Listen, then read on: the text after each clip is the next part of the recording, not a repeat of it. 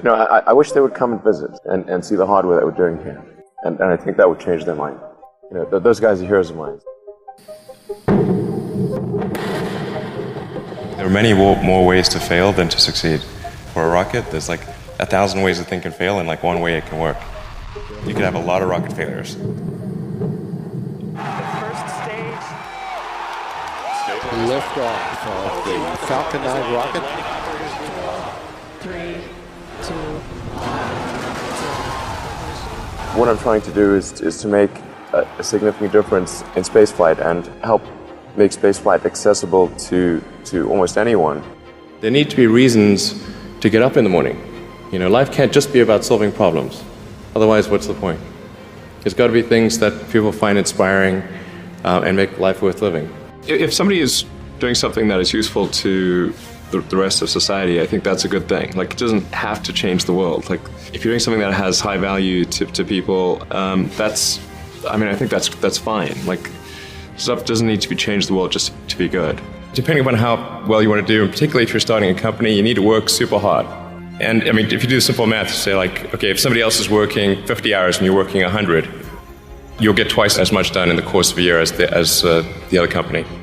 I am somewhat impulsive, and I don't really want to try to adhere to some CEO template. A natural human tendency is wishful thinking. A challenge for entrepreneurs is to say, well, what's the difference between really believing in your ideals and sticking to them versus pursuing some unrealistic dream? That is a really difficult thing to tell you. Can you tell the difference between those two things? I think certainly being focused on something that you're confident will have high value to someone else, and just being really rigorous in making that assessment. I think certainly extremely tenacious, and then just work like hell. I mean, you just have to put in, 80 to 100-hour weeks every week. I mean, I think it's like quite painful and difficult.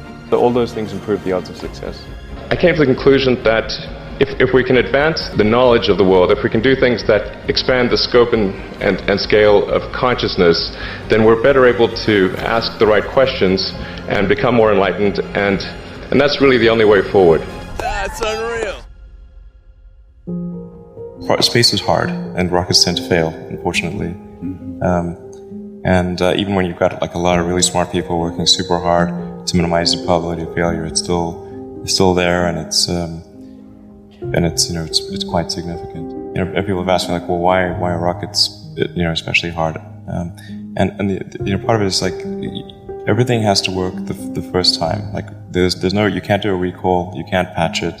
It's like 9 minutes to orbit or it's over. You can never test the rocket completely in the environment that it's actually going to experience. You can't fully recreate something that's moving super fast in a vacuum on the surface of Earth. Like, you can only really recreate that in space.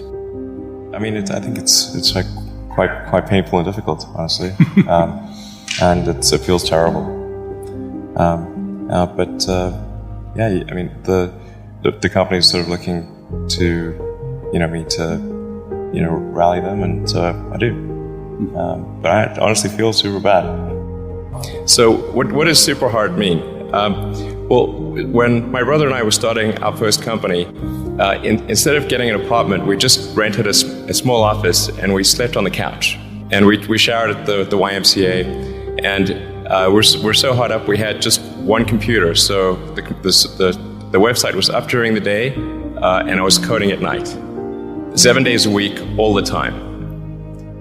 If other people are putting in 40-hour work weeks and you're putting in 100-hour work weeks, then even if you're doing the same thing, you know that you will achieve in 4 months what it takes them a year to achieve. When I was young, I didn't really know what I was going to do when I got older. People kept asking me, but then eventually I thought that the idea of inventing things would be really cool. And the reason I thought that was because I read a quote from Arthur C. Clarke, which said that a sufficiently advanced technology is indistinguishable from magic, and that's really true. If you go back, say 300 years, the things that we take for granted today you'd be burned at the stake for. Being able to fly, that's crazy. being able to see over long distances, being able to communicate, having effectively with the internet a group mind of sorts, and having access to all the world's information instantly from almost anywhere on the earth. This is stuff that really would be magic, or would be considered magic in times past. In fact, I think it actually goes beyond that, because there are many things that we take for granted today that weren't even imagined in times past. They weren't even in the realm of magic. So it actually goes beyond that. So I thought, well, if I can do some of those things, basically if I can advance technology, then that's like magic, and that would be really cool. And I also had sort of a slight existential crisis, because I was trying to figure out what does it all mean? Like, what's the purpose of things? And I came to the conclusion that if we can advance the knowledge of the world, if we can do things that expand the scope and scale of consciousness, then we're better able to ask the right questions and become more enlightened, and that's really the only way forward. For any given company, just can keep thinking about, are these efforts that people are expending, are they resulting in a better product or service? And if they're not, stop those efforts.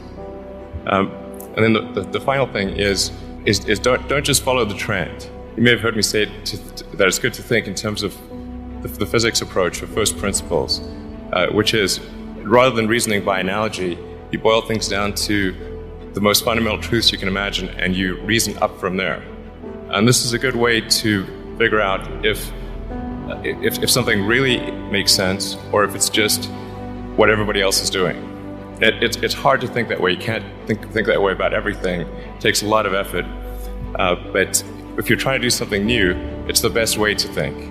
And that framework was developed by physicists to figure out counterintuitive things, like quantum mechanics. So it's really a powerful method. I think that the final thing I would encourage you to do is, now is the time to take risk. You don't have, you don't have kids. Your obligation. Well, sorry, probably don't have kids. But as you get older, your obligations increase. So and once you have a family, you start taking risk, not just for yourself, but for your family as well. It gets much harder to do things that might not work out. So now is the time to do that before you have those obligations. So I would encourage you to take risks now. Do something bold. You won't regret it. Thank you.